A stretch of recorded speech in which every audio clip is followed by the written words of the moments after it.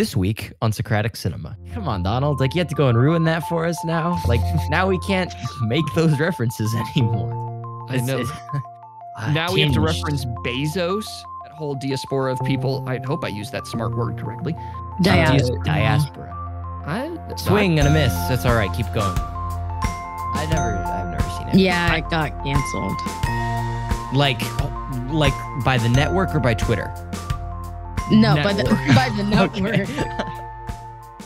Ladies and gentlemen and everyone else, come on down. Welcome back to another episode of the Socratic Cinema Game Show. I'm your host, James DeLisio, and today's contestants are Charlie, Heatherly, Kasey, Clark.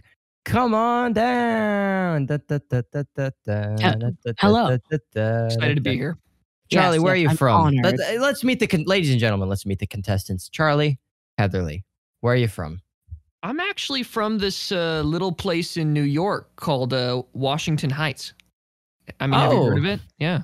I have. Wasn't that highlighted in the new hit Broadway musical turned feature film, In the Heights, written by Lin-Manuel Miranda and directed by Jonathan Chu? You know, I think it was, and I'd really love to talk about it, but, you know, I hope there's another person on this game show that is in a podcast and that could, you know, maybe introduce this or introduce our conversation to the people. Ladies and gentlemen, give it up for Charlie Heatherly. Let's meet our other contestant for tonight, Miss Kasey Clark. Thank you for coming on the show. How are you doing? There's that 7-second delay. More than 7. Kasey's typing in our group chat. No. Welcome to the Charlie and James show. Today we are going to be talking 3 days till Blackout. How fitting. Thank you so much for joining us. Thank you for welcoming us into your weekend, to your listeners. We're back with more Socratic Cinema. We're going to start the show. I hope Kasey comes back soon. I'm back. She's back. She's back. Oh Wow. my gosh, I was getting nervous. Sorry, there was Blackout. It wasn't for 3 days, but it clearly is still on the back end. You're a little. We haven't had glitchoverse problems in a while, but Yeah, you're under a cyber attack right now. I know. well, all right. I'll be back. I'll be back. Okay. Like the Terminator, she'll be back. There we go. So, Charlie, Yeah. my one and only co-host. Yes. And I'm your co-host. That is how co-hosts work. Yes. And together we're co-hosts. What did you this week we watched In the Wow. Heights, if Am you I couldn't being put it written out of the will right now? Oh, You- and she comes back. You wrote yourself out of the will. Kasey, all right, everyone, I here's said I Kasey was going to Clark. be back. Can we start the show? Hi, Can we start the everyone. bit? It's too late to try and save this bit. Sorry. It I'm was too sorry. late to save the bit when Kasey cut out completely. This week we're watching In the Heights this week. It was Yes. real good. It was Kasey, so good. Can I ask, is it safe to ask you what you thought about In the Heights? Or are you going to Yes, cut out? it is. Oh, I think know. it's safe. All right, well, let's see. Yeah. Okay. And there. And just You're- instantly gone. You've got to be kidding. This is what happens when you record remotely. You know how it is. Charlie, we roll with the punches here. What did you think of In the Heights? So, background. I have experienced In the Heights only once prior, and it was not a professional production. It was our high school production of In the Heights. Oh, you remember back when we were little high schoolers? She just left the call completely now. It Yeah, is she the Charlie. did. All right, Charlie, let's keep it going. But back when we were high schoolers, all those days ago, there was a production of In the Heights. And I will say it is a fantastically written show. It is a wonderful show. I love Lin-Manuel Miranda. He's great. I love everything he does. But the performance of it is not exactly the height of theater.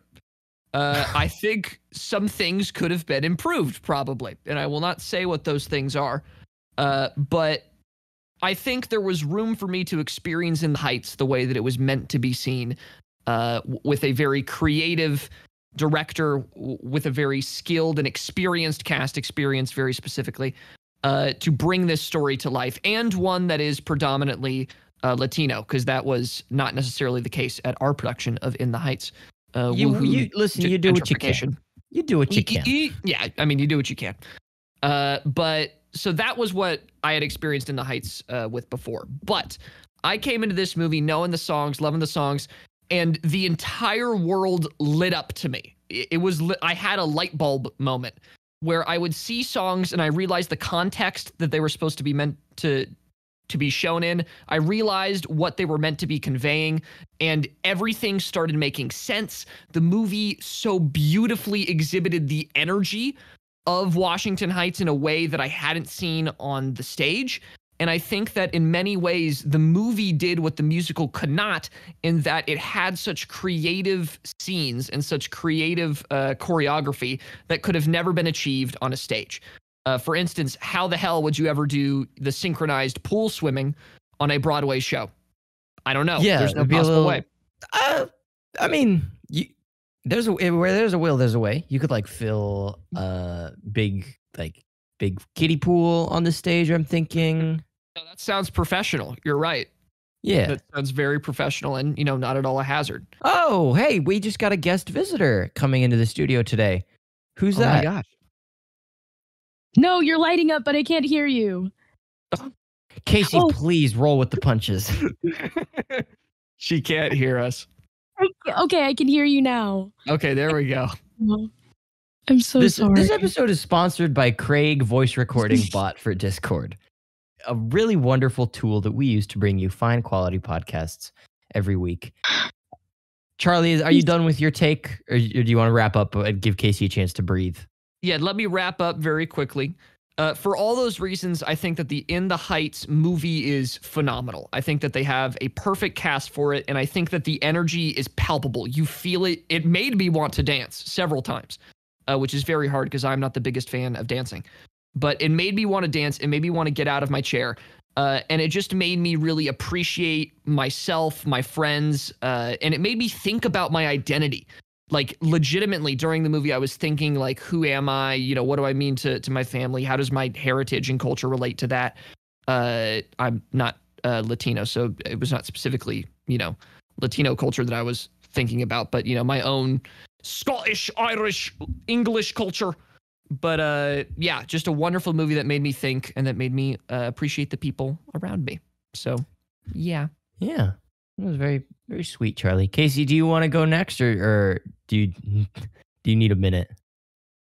I need a minute. Okay, I'm happy to provide. Aren't we such a professional podcast? I love us. We're so great. I had not seen In the Heights before. Never listened to the soundtrack. Never watched any productions of it. So this was my first and only experience with In the Heights. And I loved it. What a great summertime movie. I think this is such a good summer pick. I think you cannot do better. You want a good movie for your June, get into the heat, get into the feel good energy of the summertime. This is a really good pick for that. The music was incredible, as expected, of Lin-Manuel Miranda. We've gushed about him over and over in the Hamilton episode, and this is the predecessor to Hamilton. And you can just see so much of what made Hamilton special. You can hear in this show. Lin has a very distinctive musical style. If you didn't know, you could still tell that Lin wrote In the Heights. It just sounds like Lin-Manuel Miranda. And I really enjoyed it. I thought it was a very heartwarming story. I would describe it as do the right thing, but the good ending. Similar vibes to do this, dude. Okay, it's like the first 80% of Do the Right Thing, and then that's it. No, I mean, they're similar. We were talking about it last night. It just feels like this is Do the Right Thing, but a couple blocks away. But yeah, exactly. I'd say different issues. I guess the gentrification issue. No, I'm not talking like, I'm talking the feel of the movie. Like, The feel of the movie, sure. Yeah, the messages, I mean, I guess they both, I would, In the Heights is obviously like, there are political themes going on, but I would say that's not really like the main focus of the movie. It's a focus, but I don't think it's the main focus. I mean, I think it's, first and foremost about like the characters. Whereas Do the Right Thing is more, I think, trying to tell a political message, but whatever. We're not here to talk about Do the Right Thing. Those are like the prereqs for this episode, is go listen to Do the Right Thing, go listen to Hamilton. And then this episode is going to be like synthesis. Anyways, it just reminded me of Do the Right Thing because it's hot and on a summer block, and it's like all these different intertwining stories about people. They're similar. I liked it, and I like Do the Right Thing, and I like this, and I like Hamilton, and I like this. Only thing I'm gonna say is Benny. I don't know the actor's name. That role I feel like was just begging to be Leslie Odom Jr. That's literally the only thing. That is all. I really liked In the Heights. Maybe it was a little bit long. I'd say it was a touch long for what it was and for my tastes. I think it could have been like 10, 15 minutes shorter. Charlie just muted himself and Kasey's in the glitchiverse, so I'm scared. Oh, hold on. My dog was barking. I'm trying to increase the audio quality of our podcast. The fidelity. I appreciate it. Yeah, the fidelity. But yeah, I think the reason why you thought it was a touch long is both, number one, it is a touch long, and number two, we did watch this very late at night. So yeah, it was past my bedtime. I was definitely getting tired near the end of it, but they did cut out like a good deal of stuff. They cut out, I think, it says here 1, 2, 3, 4, 5, 6 songs. Oh, wow. So what even were I can't think of what more songs would be about. They had one for Sunrise, which I think occurs after the first night of the blackout. Hundreds of Stories, which is where they talk about how Usnavi got his name. Enough, I can't remember. Atención, I also can't remember, but I know that Benny sings that lyric when he's on the microphone. And then Everything I Know, I also forget. But yeah, so a couple songs. I think the way that Lin writes a lot of his musicals is that they're basically entirely songs. Yeah. So these sort of make up for the dialogue moments that you had within the film. Oh, okay. Oh, that's I cool. see. Kasey. Oh shoot. Yeah. I'm gonna give it an 8.5 out of 10. Maybe am I gonna give it an 8.5? Do I feel like it's a 9? I'd say it's like an 8 or an 8.5. Good Okay. pick. Can't go wrong. Solid. All right. Okay. Kasey. Take it. Take it. I think I'm good. Yeah, I really enjoyed In the Heights. It was like a really super fun movie. I'm super into musicals and all that stuff. And I get into the Hamilton podcast that I did like show choir for 3 years. So we actually like did musicals. So I know a thing or two about singing and dancing aggressively at people. But this is one of the best, probably the best musical movie that I've ever seen. It incorporated CG effects really, really nicely. It had a great cast. It had a great soundtrack. I was into Hamilton, but I wasn't really into In the Heights. I never really got into that. But like hearing all the stuff like in the movie, I'm like, okay, definitely gonna put that in my Spotify playlist. And it's an amazing movie. Definitely, like, because with musicals, I always look for rewatch value. And you definitely, I feel like you could watch this several times and it be amazing. It touches on really important things in the Latin community, where we're looking at like DACA and we're looking at like immigration and stuff like that. And just seeing like, okay, and there's like this whole theme of home and where your home is and whether or not you want to stay where you are or return to your roots, but whether or not that's a good choice for you. as we see like the effects of gentrification, we see the effects of wanting. It's not fully self-preservation, but it is little like touches of self-preservation, especially when we're looking at like. Yeah, like moving out of the of Washington Heights and trying to be successful and escaping, But overall, really, really great movie. I'd give it a 9. Yeah, full on 9. Jeez, yeah. Well, No, okay. I Thanks. would agree. Yeah. Thanks for listening. It's been a great episode of the show. there we go. Watch it. How do we open our discussion today, friends? There was something that Kasey said that I wanted to. Oh, the DACA thing. So, one thing I wanted to touch on very quickly. It's not like a huge major point.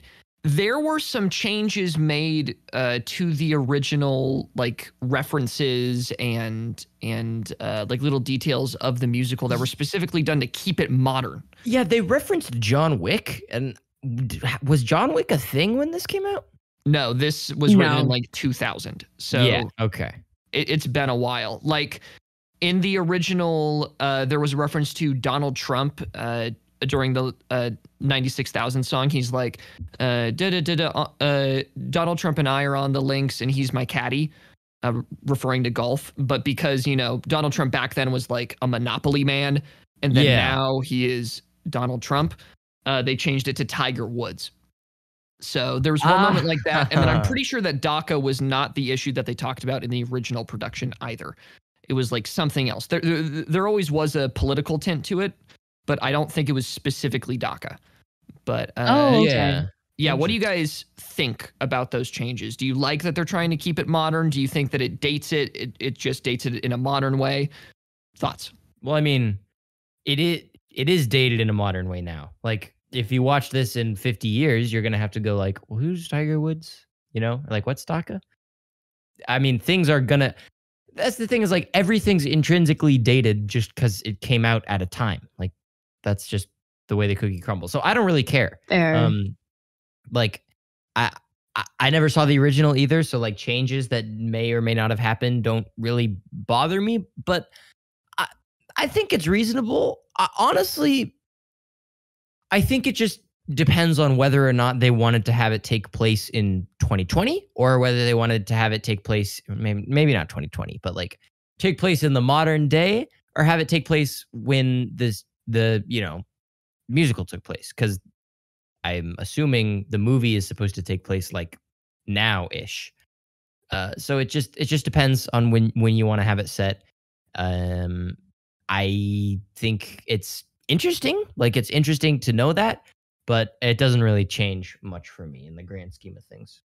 So would you say there's any value to including a particularly modern message like that in DACA to try and maybe motivate people to learn more about current Latino issues? Oh, I see your point. Like if they had not done DACA, there would have really been no like go out and learn more thing because it's already 20 years old or whatever. Is that like kind of what you're getting at? Yeah, like this movie talks about very like real issues for the Latin American community, specifically in like places like New York and LA, where people or rich white people are buying up all this land and then pricing people out. So this movie does have a very obvious political message to it, and I think that there's a lot of value in modernizing some of the issues that they talk about, because it presents these issues in such a fun, enjoyable way that you're sort of passively learning about them as you're watching this movie. Like, I felt motivated during this film, and I think by putting in a worthy cause, that can motivate some people in the right direction. But I don't know. No, that makes sense to me. Yeah, I definitely get it. It's that's a good point. Like, now that I think about it, like, that's a really good point, huh? I wouldn't have thought about it that way. Yeah. I think, sprucing stuff up to keep it I don't know. It just seems kind of natural to me. Like, I guess, I don't have much to say there, but so it was it was Donald Trump back like in the old days? It was Donald Trump for one of the lines back in the old days. Just because, you know, his reputation has changed so much. And specifically, Lynn has had a lot of run-ins with Trump that he probably would not want to, you know, put him in his musical. So, yeah. I think it's funny how like Donald Trump's like legacy, I guess, has changed so much, because he used to be like the you're fired guy, and now he's like Donald Trump. He's the Don, you know? It's just like I'm sort of mad because it's like it was such a like he was such a huge like pop culture icon, like, you know, referenced in everything, referenced in the Heights, and now it's like and you had to go and now come on, Donald, like you had to go and ruin that for us now. Like now we can't make those references anymore. I know. Now we have to reference Bezos. It's not as fun. It's not as fun because like back then, at least, it didn't seem like Donald Trump was like scary. Jeff Bezos is scary, you know? Like I'm afraid of Jeff Bezos. I'm not gonna make you know? For sure. Yeah, no, Jeff Bezos and Zuckerberg are definitely not as I guess they're more intimidating in a weird like tech nerd kind of way. While Trump was always just sort of like a clown. Exactly. Haha, rich person. But you know, now you can't do that. Haha, rich person. But yeah, so okay. Got that little political conversation out of the way. We can always come back and talk about gentrification. I forget if that was ever a point in Do the Right Thing. Do you guys remember? Not.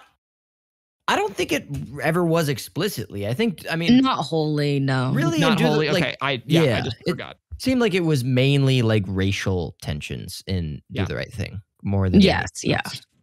So that's always an interesting thing to explore as well. Like the metaphor of heat is used very commonly in what seems to be a very specific genre of like slice of life New York films. Like Do the Right Thing in the Heights. You're seeing what I'm saying. Yeah. Like, I mean, I wish I could name a third one because then that would really drive home my point. But I was gonna say, this wasn't in New York, but it's in Ma Rainey's. But that was in Chicago. True. No, I just read about like the usage of it was like seasons and like how seasons can impact like a film. And I was thinking about like how La La Land kind of uses the changing of the seasons, but like summer specifically, is used a lot to like show rising tensions and that sort of thing. I think the thing within the Heights, though, and like the usage of the summer is like there was never really a big political like boiling point in the Heights. Like there's sort of that subplot at the very end where it's like, oh, Sonny's not actually documented and like we need to get him like documented. But that was like a very small part of the movie in the grand scheme of things. Like I feel like there was a lot of political stuff going on underneath the surface, but it never really came through in like a very big way plot wise, which isn't a bad thing. Like I think they were going for a very specific tone, and I think, you know, I saw someone bring. I'm sorry to blabber and constantly. I saw something very interesting about Lin-Manuel Miranda. It was a video essay by what's his name, CJ the X or something. Anyways, it was about like the conversation around Hamilton that a lot of people were having. Were like, well, doesn't Hamilton have an obligation to like talk about slavery and blah blah blah? Like, you know, how people were criticizing it of basically looking at history through rose-colored glasses. People were saying it was very like performative activism, like, oh, you're just like casting brown people to tell white people's stories, like that you're not doing anything. But he made the point that like Hamilton would not be a very fun show to watch if it was like, haha, yeah, hippity rap.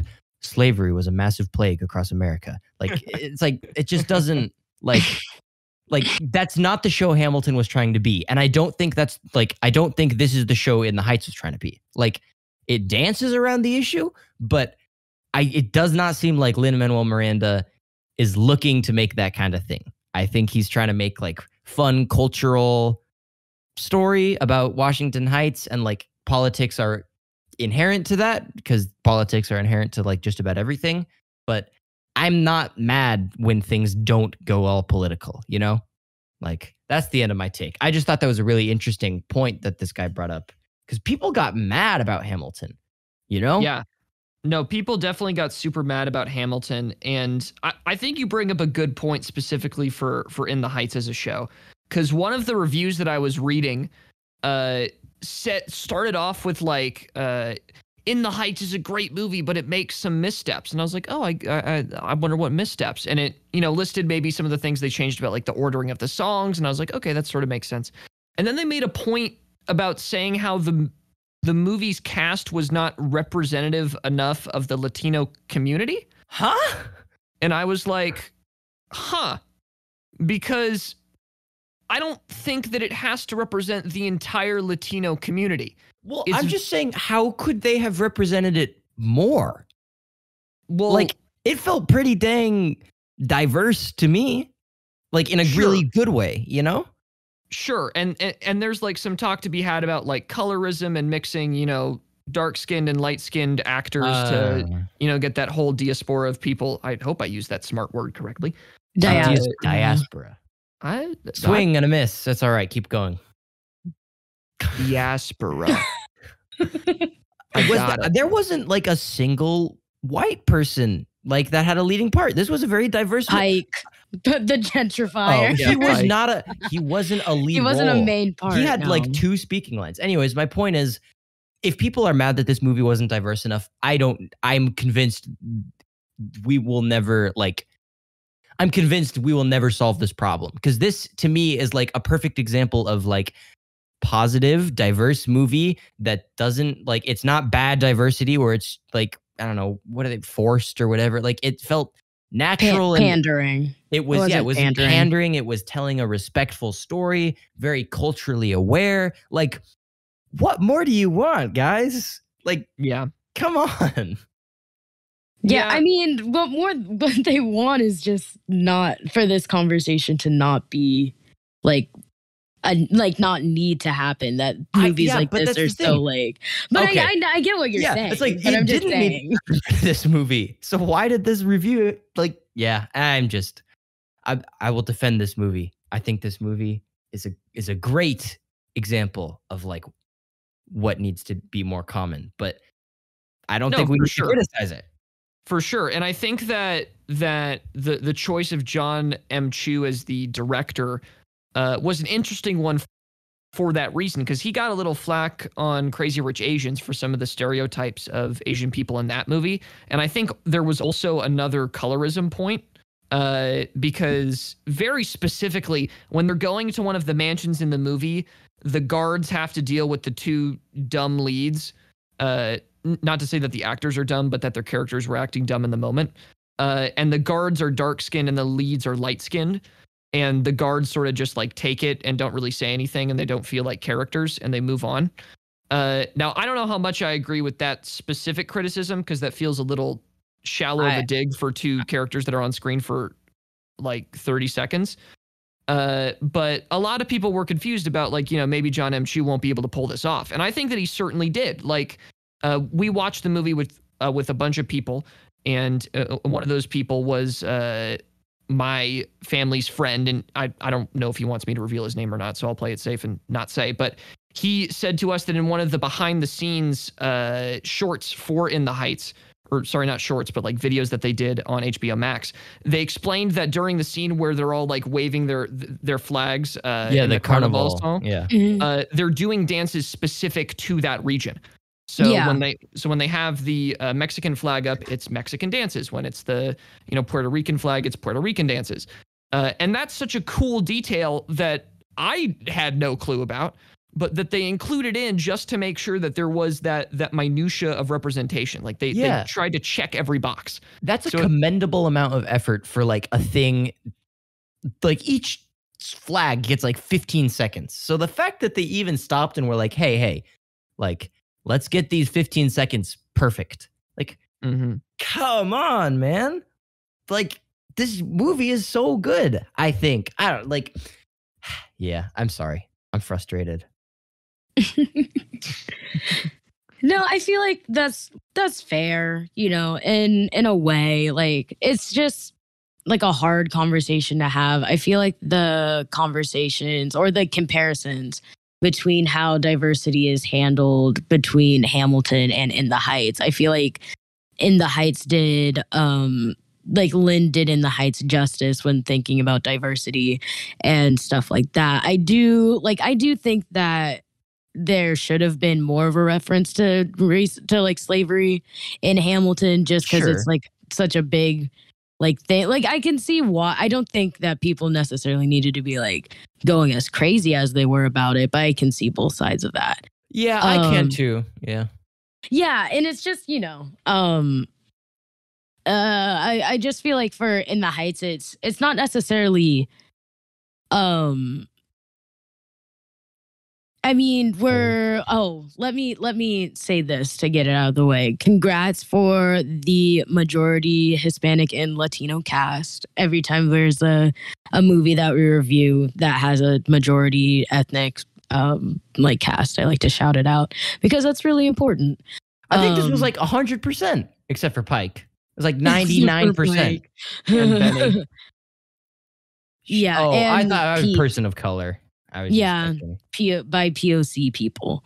But yeah, I don't know. It's complicated because very complicated. It's really complicated. Because again, there's the colorism issue that we can. I don't know if this Kasey sounds like she'd rather show not. For this. Yeah. I mean, we can. I have no problem about it, but it's just, I do feel like they did good. They did what needed like to be done, that there was a lot of representation.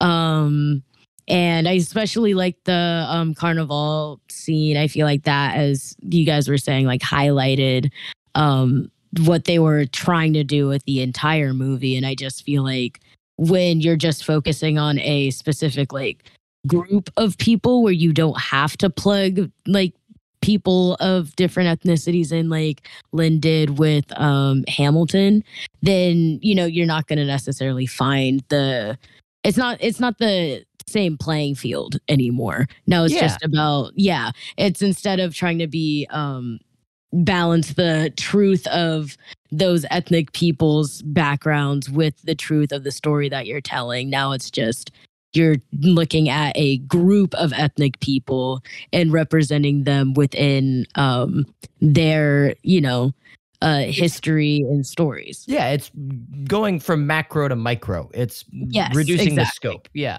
for sure. Guys, tell me I'm not crazy when I say that Benny should have been Leslie Odom Jr. Like, I need to find the actor's name because he definitely looks like him. He was really crazy good too. In the Heights cast. He was really good, but he it's like he looks like Leslie Odom Jr. He sings like Leslie Odom Jr. Like, these parts sound like they were written for him. That's probably where I know him from. That guy was from Black Klansman. Oh, I knew his face from somewhere. Apparently, he was in Kong Skull Island too. A worse movie than Black Klansman. Well, you could make that argument. And Washington showed up too. Wait, what's his name? The guy that played Washington in Hamilton. Christopher Jackson. Chris Jackson. That was lovely. That was such a nice, great scene. They had like two little like cameo things, which was nice. Who was the other one? Well, not cameo, but it was when someone was on hold. They're playing the "You'll Be Back" like do do do do do. Like that was the hold song. Yeah, cool. And that was pretty cool. What was I gonna say though? I like how I think it's kind of cute that the Hamilton cast is like their own little clique. Like, they were all in the Heights together, then they were all in Hamilton together, and now like Anthony Ramos is back in the Heights, and Lin-Manuel, and Christopher Jackson was in it a little bit. I like that they're all buddies. And so I wish they had got. I just really like Leslie Odom Jr. But Corey Hawkins absolutely killed it. I was just sort of like, my brain had a hard time, It was like, he sounds like Leslie Odom Jr. Why isn't that Leslie Odom Jr.'s face? Right. Yeah. You know, what are you gonna do? Well, and the other reason why they had Chris Jackson in there is because he was in the original In the Heights production. Who did he play? Nina's dad. I forget if he played Nina's dad or if he played. For some reason, Wasn't Benny he is coming to Benny? mind. I think he was Benny. He was Benny. Oh, I would have pegged him as Nina's dad. See, that's the other weird thing is when we had the performance at our school, Benny was a white guy.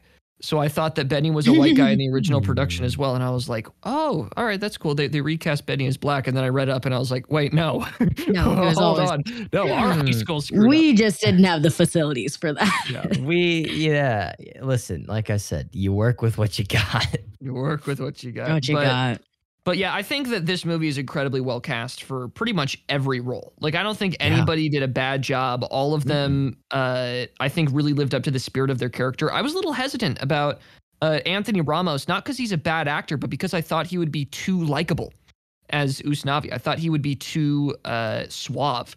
But he really pulls off the awkwardness of Usnavi super well. And a little bit of the dorkiness, but also the confidence. So I'm very happy that he was able to navigate that very complicated character. Yeah, I thought he did a great job. I can't imagine Lin-Manuel as Usnavi now. Like Lin-Manuel as the ice cream guy, as the Piragua guy, was so like peak Lin-Manuel Miranda. Like very good. His voice, Lin's voice, man. I kind of like forgot about. I hadn't listened to Hamilton basically since the movie came out, and then like I was watching In the Heights, and then I just Piragua, and I was like, whoa!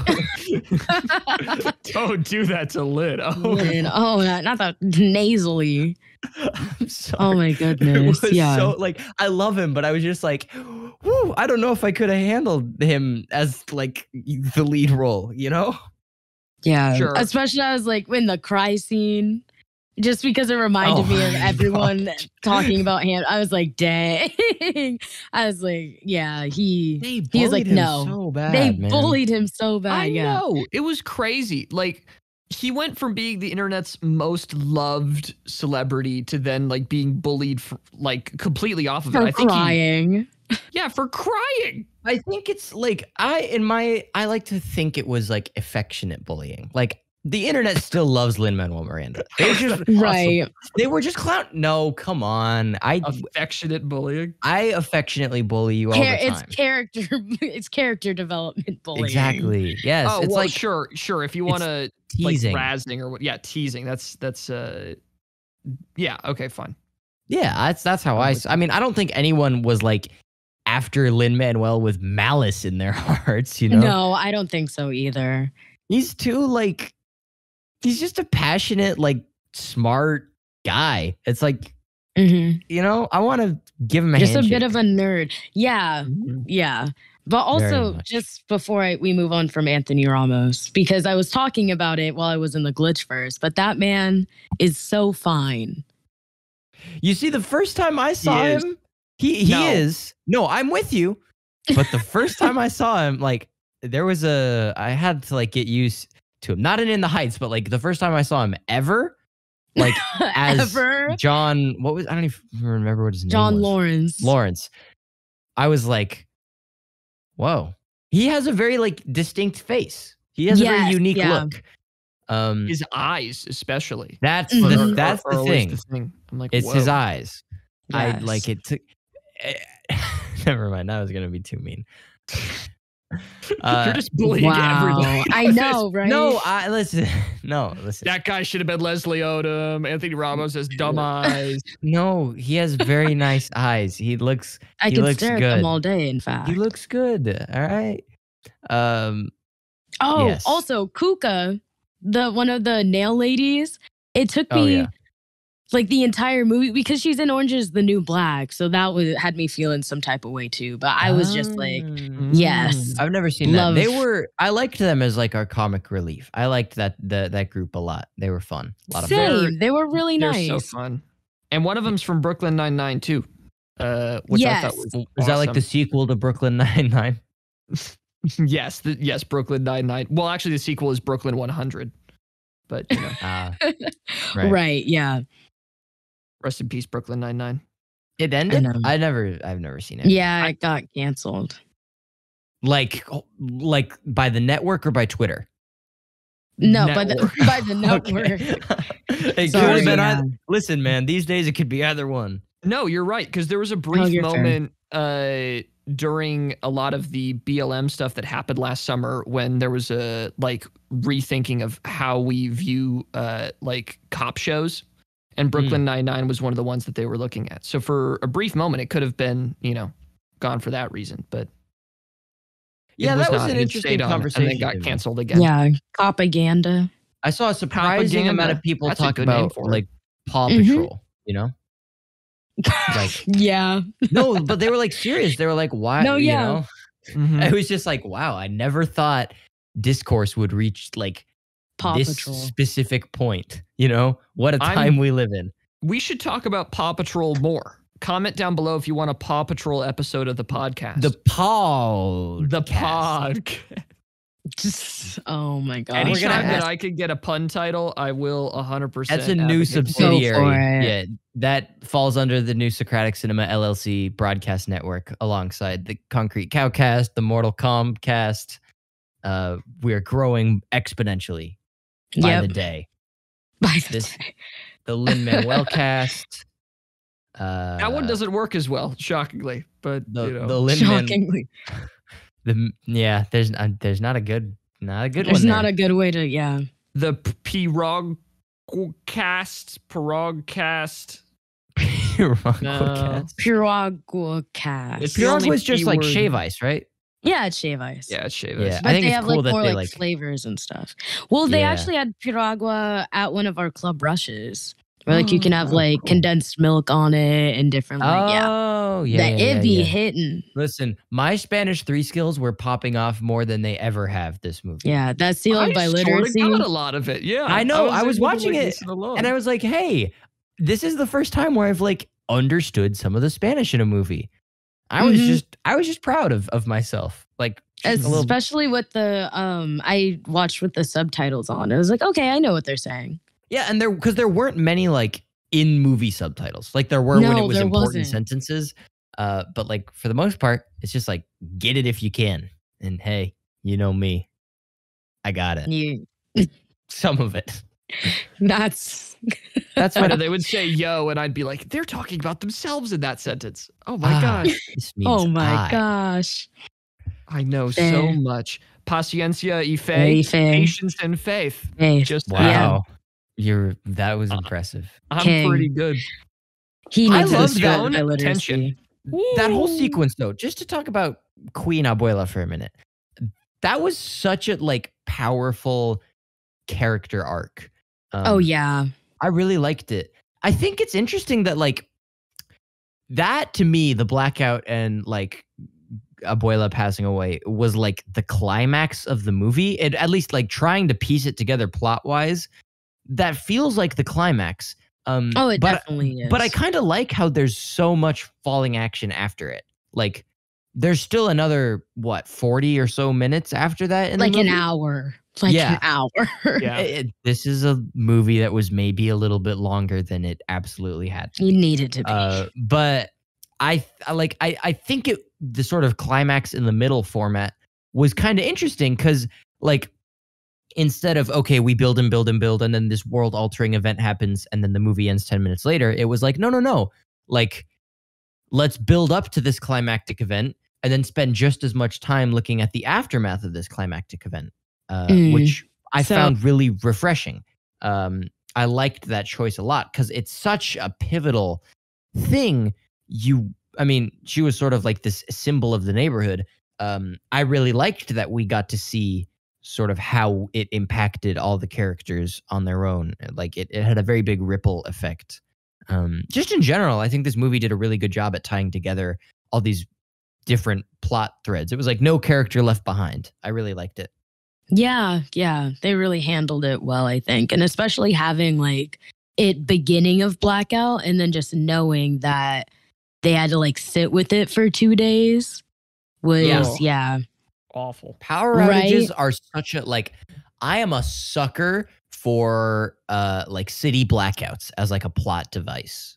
It's such a niche thing you've ever said. It's niche, but like in the third act of like every movie or video game or whatever, it's like the city's on lockdown, like the city's blacked out, it's on lockdown, and it's just like I love it because It is pretty cool. it's seeing such a familiar setting in a new environment. I've been thinking a lot about environments recently, yeah, that's what we were talking about the other day, right? Where like Yeah. we were thinking about how some of the coolest parts in games and media are when you return back to a place and it's entirely different than it was before due to some catastrophic event. Like, yeah, you know, the forest that yeah. burns, the city that's in ruins, you know, city Like of a- stars that's blackout. Blackout, it makes like forces you to think about the city in a different context. And as we see in the movie, it's also like this cool place where the city comes together, and like that was a really cool sequence, I thought. The Blackout was probably the club transition to the Blackout, which immediately was- transitions into all the stuff with Abuela. Yeah. Whoo, that is like Immaculate. that is the best sequence in the whole movie by like a long shot for me. Yeah. Oh, the train scene. I just loved all the dance in it. Like there was such Mhm. like diverse range of different dance types. And because obviously it's Lin-Manuel, so you're gonna have to throw some hip hop in there. But we looked at Hamilton, like going from Hamilton to In the Heights, like looking at the dancing is really, really cool because Hamilton, as we kind of got into in the Hamilton cast, was that it was really like contemporary, and they were like in the pocket a lot and just like being very flowy with it. And we got to see from the opening like song where there's like crumping and hip hop and breakdancing, but also like then we get to dang it, in the train scene with Abuela, and that's turns into more like lyrical, more interpretive. And then even at like the pool scene, they're like crumping in the water, and it's like it's just super super cool. And not even, and that doesn't even touch the carnival stuff that we're already previously talking about. But yeah, that it was just, you know, dance things made me Just happy. dancing. Just Yeah. dancing. Just dancing, just vibing. Okay, Yeah. wait, Kasey, I have a question and I might sound dumb. How does one crump? Okay, so This is how we're going to end the show. crumping- Hold on. I'm just going to tell you, guys, this is the crump finale. The Kasey, go crump ahead. finale. Okay, so essentially crumping is so you think of like pop and locking, right? Yeah, crump so it's along kind at of home, very everyone. like Get up, out of your chair. out of your chair. I will be doing this. I'm standing up. Okay. I'm far Yeah. away. I'm standing up. So the definition of crumping is a style of street dance popularized in the United States, described as a Afro-diasporic dance characterized by free, expressive, exaggerated, and highly energetic movements. And most dancers started crumping when they saw the dance as a means for them to escape gang life. So usually when you see crumping, it's like it's very like isolated. If you've ever watched like a dance like movie like Step Up or something like that, a lot of the hip hop and like the hip hop, like the line between hip hop and crumping is very, very thin. So sometimes whenever they like make like jerky movements, it's a lot of arms, it's a lot of legs, it's a lot of like jerking and kind of moving like, sorry, I'm like totally like doing it like in my seat right now. I was going to say, I was like, cool, but how do you crump? Right. Well, hold on. Wait. So crumping is to sort of reconcile with, you said gang violence. Are we allowed to do this? This feels not meant for us.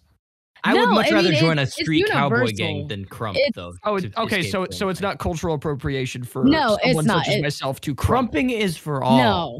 Crump, Crumping, yeah, crump for crumping is all. acceptive. Okay, Yeah, wonderful. born to crump. Yes.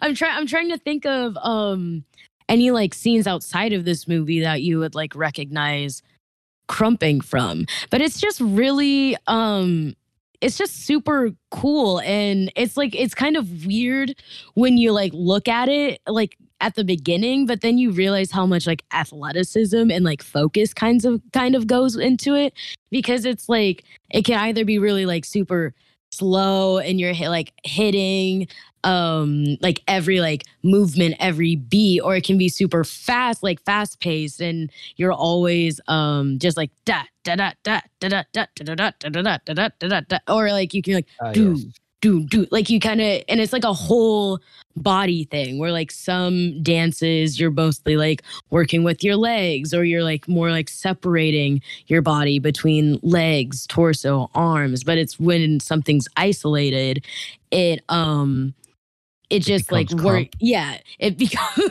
it becomes crump. Yeah. But it's a super, I was having a great time. And especially because that is a very like New York thing. From just what I've heard and experienced. I mean, crumping happens all over the place. As I said, it's more connected to just like the it's more connected to a culture than a area code, if that makes sense. But yeah, it's super cool. I'll send you guys some videos, and we can. Now I hope you at home learned a little bit about how to crump. Maybe you did some crumping. This is the Socratic Crumpcast now. How do you spell crump? Is it with a K? Yeah, KRUMP. I don't know why I said K. My first exposure to crumping was that scene from The Simpsons where Marge is like, "I'll crump with you, sweetie," and then Marge starts crumping. Yeah. Yes. Does anyone have any last crump takes before I crump us out of here? Oh, is this the Crumpcast now? This is the Crumpcast.